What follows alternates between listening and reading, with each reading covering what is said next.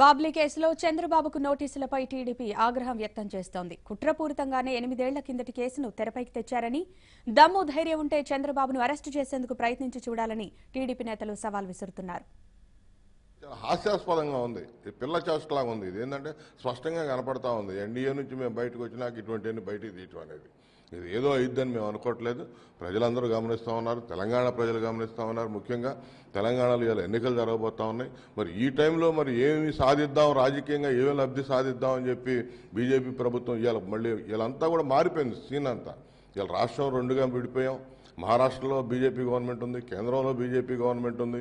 ఇక్కడ బీజేపీ కక్ష కట్టి కూర్చుంది ఆంధ్రప్రదేశ్ ప్రభుత్వం మీద, ముఖ్యమంత్రి చంద్రబాబు నాయుడు గారి మీద, అందరి మీద. మరి ఈ పరిస్థితుల్లో ఇది రావటం అనేది ఏ విధంగా దారితీస్తూ ఉందనేది, తీయబోతా ఉందనేది వెయిట్ చేయాల్సిన అవసరం ఉంది. ఖచ్చితంగా మేము ఇటువంటి తాటాకు చప్పుళ్ళకి ఇక్కడ భయపడేవాళ్ళు ఎవరు లేరు. ఖచ్చితంగా మరింత అబాస్పాలు అవుతాడు నరేంద్ర మోడీ ఇటువంటి చీప్ ట్రిక్స్ ప్లే చేస్తే.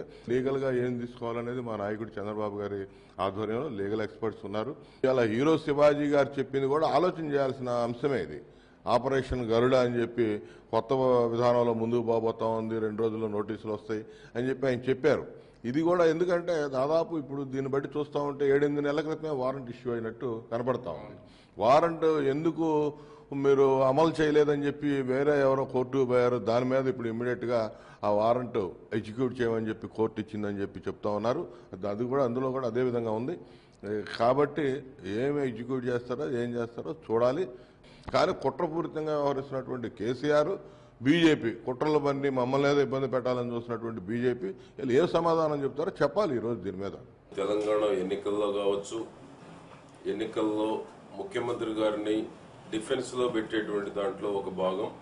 రెండవది, ఒక రాష్ట్ర ముఖ్యమంత్రికి ఐక్యరాజ్య సమితిలో పాల్గొని ప్రకృతి వ్యవసాయం మీద ప్రసంగించేటువంటి అవకాశం వచ్చినటువంటి దాన్ని తట్టుకోలేక ఆ ఐక్యరాజ్య సమితిలో పాల్గొనకుండా చేసేటువంటి దానిలో కూడా ఒక కుట్రలో భాగం ఈ యొక్క ధర్మాబాద్ నాన్ బెయిలబుల్ వారెంట్. మనం చూస్తూ ఉన్నాం, శివాజీ ఇటీవలే గరుడ ఆపరేషన్ జరగబోతా ఉందని. తప్పకుండా దాంట్లో ఒక భాగం ఇది కూడా. ఇవన్నీ కూడా 2019 ఎన్నికలకి మోడీ ప్రభుత్వానికి ఇది ఒక పరాకాష్ట. ఎందుకంటే ఎవరు కూడా శాశ్వతం కాదు అధికారానికి. శాశ్వతంగా అధికారం కానటువంటి వారు ప్రభుత్వంలో ఎవరున్నా ఇటువంటి దుశ్చర్యలకు, దురాగతాలకి, ఇటువంటి అక్రమంగా రాజ్యాంగబద్ధమైనటువంటి సమస్యలను అడ్డం పెట్టుకొని పాల్పడేటువంటి వాళ్ళకి ప్రజా కోర్టులో ప్రజలు తప్పకుండా బుద్ధి చెప్తారు. భారతదేశ ప్రధానమంత్రి నరేంద్ర మోడీ గారి పరిపాలన హిట్లర్ పరిపాలన గుర్తు చేస్తూ ఉన్నది. హిట్లర్ ఏ రకంగా ఒక ఫ్యాసిస్ట్ పరిపాలన జర్మనీలో నడిపారో అది ఈ రోజున భారతదేశంలో నరేంద్ర మోడీ గారు నడుపుతున్నట్లుగా కనపడుతూ ఉన్నది. హిట్లర్ ఏ రకంగా తానే పెద్ద బిల్డింగ్ తగలబెట్టి ఫలానా వాళ్ళు తగలబెట్టారని కొంతమంది ఆ ఇష్టం లేని వాళ్ళ వ్యక్తుల మీద కేసులు పెట్టించి వాళ్ళని బహిరంగంగా కాల్చి చంపిన దాఖలాలు ఉన్నాయి. ఆ రకంగా ఈ రోజున నరేంద్ర మోడీ గారి వ్యవహార శైలి ఉన్నది. పాకిస్తాన్లో అయూబ్ ఖాన్ గారి పరిపాలనకి గతంలో, ఈనాడు నరేంద్ర మోడీ గారి పరిపాలనకి ఆట్టే తేడా లేదు. మీకు ఇష్టం లేని వారి మీద ఈ రకంగా ఇనప పాదం మోపటానికి ప్రయత్నం చేయటం కరెక్ట్ కాదు అని చెప్పి కూడా మేము తెలియజేస్తున్నాం. చంద్రబాబు గారు తెలంగాణ రైతాంగ పక్ష పోరాటం చేస్తే అది క్రిమినల్ కేసా?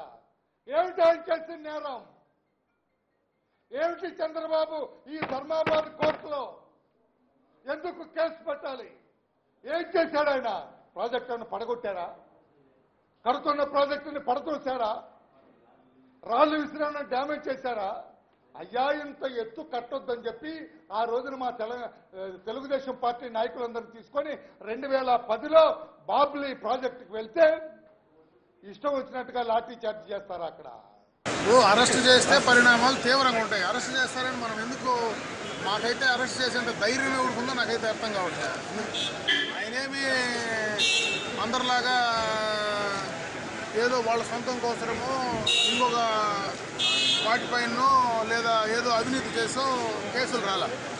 రాష్ట్ర ప్రజల భవిష్యత్తు కోసం ఆ రోజు ఆయన పోరాటం జరిగింది. ఆ పోరాటంలో భాగంగా ఈరోజు ఈ ఎన్నికలకు ముందు, తెలంగాణ ఎన్నికలకు ముందు ఆయన పైన కేసులు ఇన్ని రోజుల తర్వాత ఈ రోజు కేసులు లాంచ్ చేయడం ఏంటి, ఈ రోజు నోటీసులు ఇవ్వడం ఏంటి, ఇవన్నీ పొలిటికల్ డ్రామా చేస్తున్నారు. ప్రజలందరూ గమనిస్తున్నారు. ఆయన ఈ రాష్ట్ర ప్రజలు, అటు తెలంగాణ ప్రజలు కానీ ఇటు ఆంధ్ర రాష్ట్ర ప్రజల భవిష్యత్తు కోసం ఆ రోజు ఆయన చేయడం జరిగింది. దాంట్లో రోజు మేమందరం కూడా భాగస్వాములే. ఈరోజు ఇలాంటి పరిణామాలు చేస్తే రేపు ఖచ్చితంగా అటు కేంద్ర ప్రభుత్వానికి కానీ దానికి సహకరించినటువంటి వాళ్ళందరికీ కూడా తప్పకుండా కూడా బుద్ధి చెప్పేటువంటి సమయం. కేంద్రంలో ఎవరున్నారు, అక్కడ తెలంగాణలో ఎవరున్నారు, అది కొత్తగా చెప్పాల్సిన పని లేదు కదా. కేంద్రంలో ఎవరున్నారో తెలుసు, తెలంగాణలో ఎవరున్నారో తెలుసు. ఎవరు ఈ కార్యక్రమాలన్నీ వెనకుండి చేస్తున్నారనే దానికి క్లియర్ కట్గా తెలంగాణ రాష్ట్రానికి కానీ ఆంధ్ర రాష్ట్రానికి కానీ